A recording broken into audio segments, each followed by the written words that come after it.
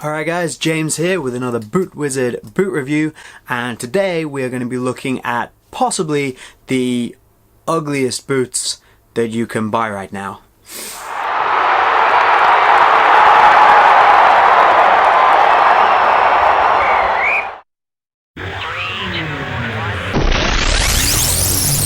Okay, first up, looks, which is kind of where my first issue comes along with these. I don't think they're very good looking boots. In fact, I think they're pretty ugly, and I think it all stems from this, the dynamic fit collar. It is Flyknit, but watch this. Oh, all of a sudden we actually have a fairly nice looking boot. Not world beating, but it looks decent. But anyway, so it does look laceless. These are not laceless. You've got the Ghost Lace branding here, the large triangle on the side, which is a feature of all of the Nike Phantom Venom.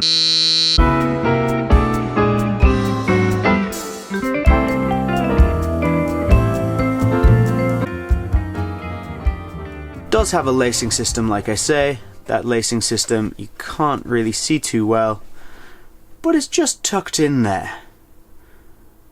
That's it for the looks.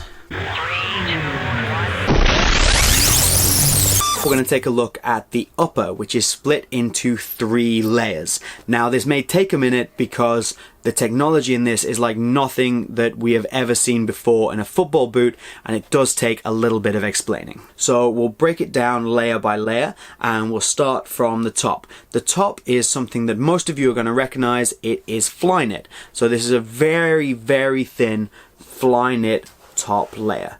Anywhere that you're going to make contact with the ball does have this textured effect, which, like I say, is very sandpaper-like, especially in this area here. So this is a grippy sensation. It's going to try and give you an advantage, maybe in adverse weather conditions, maybe under ball control, and honestly, it works. It's really good. Never mind the ACC, textured like this. This is the stuff. Okay, the next 2 layers are going to be a little bit more difficult for me to show you just because they are inside the boot. So the most important layer is this here. This is Quad Fit. So this is a brand new technology from Nike. This is the first pair of Nike shoes, never mind football boots, shoes that has ever had Quad Fit. So Quad Fit is another knitted material that most important property is to get stronger under pressure. So when you tighten the laces around, it actually provides support. So it's a completely flexible material. It has basically very little in the way of structure to it.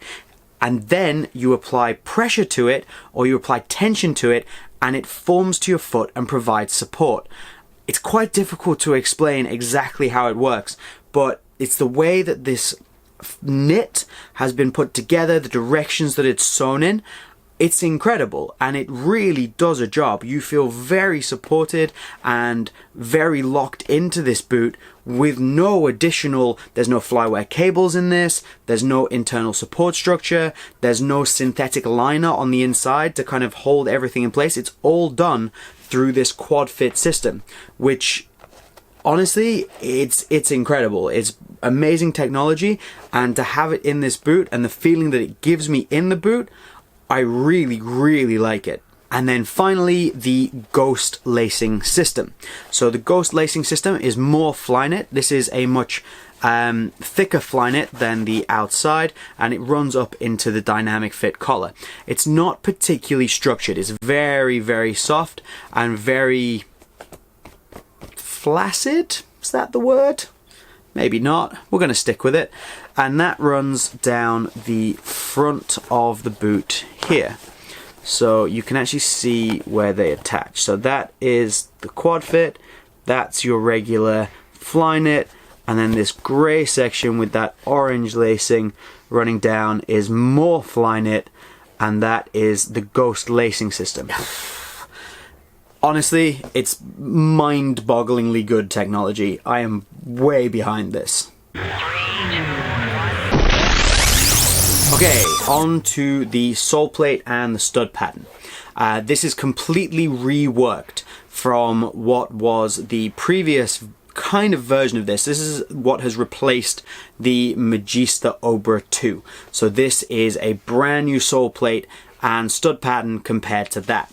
So this boot is supposed to be designed for the control player. It was heavily advertised with Kevin De Bruyne and Coutinho as the main faces of the brand. So that creative midfield player. So what they've tried to do is give you studs that give you multi-directional push-off. So it's about being able to change direction and change your position very quickly with a more standard bladed stud pattern in the heel. It's very good. It's very, very good actually. It's not as aggressive as something like a Mercurial, but it's still quite an aggressive stud pattern, and one that I really like. I think it's very good. Okay, on to the Soleplate, which I think is a little bit divisive and not quite what I was expecting. So the Soleplate, it has its flex in a weird place for me. So they've really stiffened up this forefoot area. So this provides like a lot of kind of spring back to change direction and move off very quickly. But the natural bend point of this is kind of in the middle of the boot. It's in this area here, which you wouldn't normally expect. I think it's positive that you have a slightly stiffer toe area to provide that kind of spring back, but I'm really not sure about the amount of support I'm going to feel, or the amount of support I do feel, with something that flexes right through that midfoot area without too much kind of structure and support. It's not a bad thing, but I'm also not completely sold on it. Okay, internally, we covered some of this when looking at the upper. The only real liner in this is in the heel. You're probably not going to be able to see it in here. In the heel here, we have some padding in a synthetic suede, but it only runs to about here on the boot, about here. All the way down the rest of it, it is just the sock material. It's the quad fit. That's all your foot is against. There's no liner, there's nothing to hold you in place and to keep the boot structure. The quad fit does everything, and it does it really, really well. So this is a fairly standard Nike liner, but with some pour-on inserts here. So these are for additional cushioning in the two blue areas, and then it's a Nike grip insole with a synthetic suede top. It's actually a very nice insole. It's probably nicer than on most of the elite level Nike boots at the moment, so that's very nice to have. Okay, value for money. Are these a good value for money buy? They retail at full retail price at £230, which is about average for what you're going to pay for a very top-end boot from any brand. On the whole, current Nike, Adidas top-end boots are expensive, whichever way you look at it. £240 for a pair of football boots is a lot of money, but they're on par with everything else. So my recommendation, if you are looking to pick up a pair of these, then do it in an old colorway. I say this a lot, but find a colorway. The Raised on Concrete, for example, this is a fairly old colorway now. It's one of the launch colorways. So pick it up in maybe the Raised on Concrete, pick it up in the Stealth Ops pack color. Basically save yourself a lot of money by buying it on sale.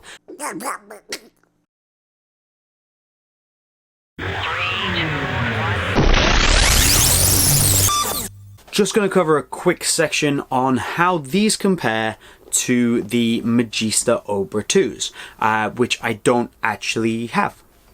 I have worn them, but I don't own the Magista Obra 2s. In essence, they are completely different boots. If you're looking to buy these and because you like the Magista Obra 2 and you want to buy the next evolution of that, I wouldn't. This is not going to give you that same sensation. The feeling on the ball is different. The fit is different. The whole dynamic fit collar is different. It's different thickness. It's a completely different boot. Go and try these on. I think they're fantastic, but don't expect them to be anything like the Obra 2s that they've replaced. Alright, let's take a look at the weight. This is a control boot, not a speed boot, so you maybe wouldn't expect it to be super light, but we'll have a look and see what these come in at. There we go. So the Nike Phantom Vision Elite weighs in at 218 grams. So in comparison, the Nike Mercurial Hypervenom Pro, so this isn't even the Elite model, and it comes in at 215 grams. So if you are looking for a lightweight boot, this maybe isn't the lightest, but it's by no means heavy, and I wouldn't worry about it too much. If you like the boot, don't worry about the weight.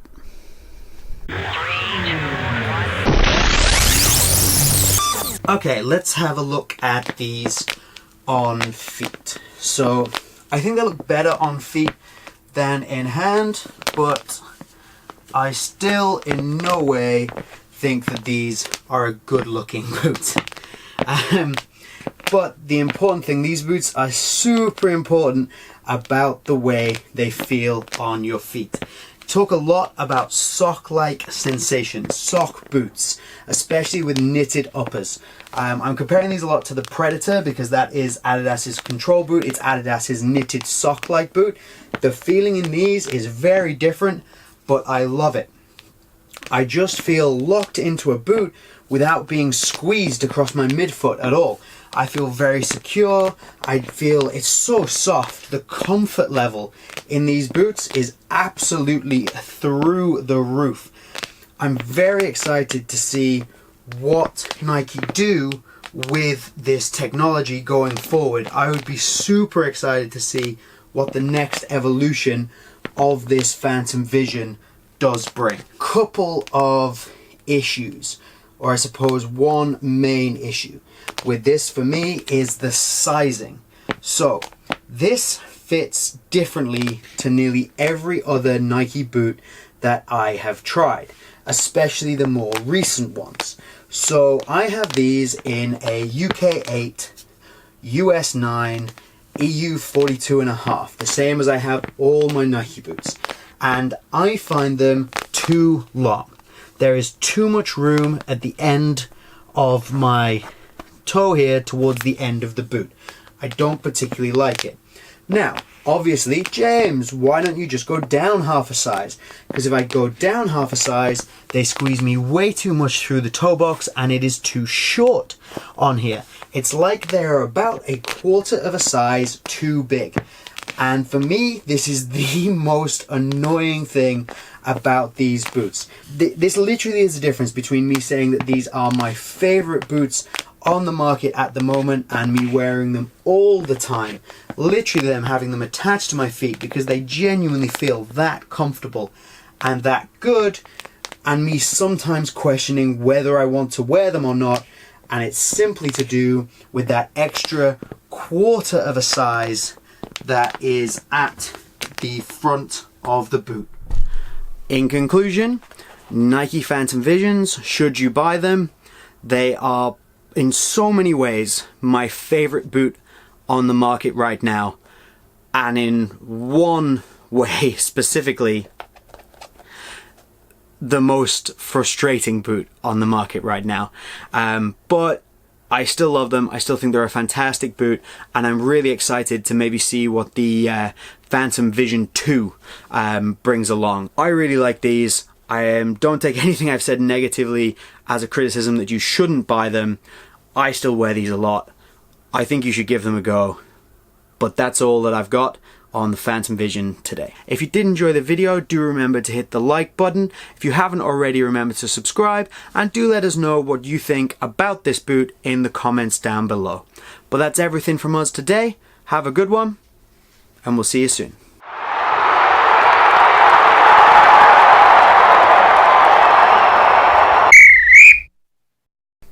Alright, big question of the day. Does my jumper match my boots? And did I do that deliberately?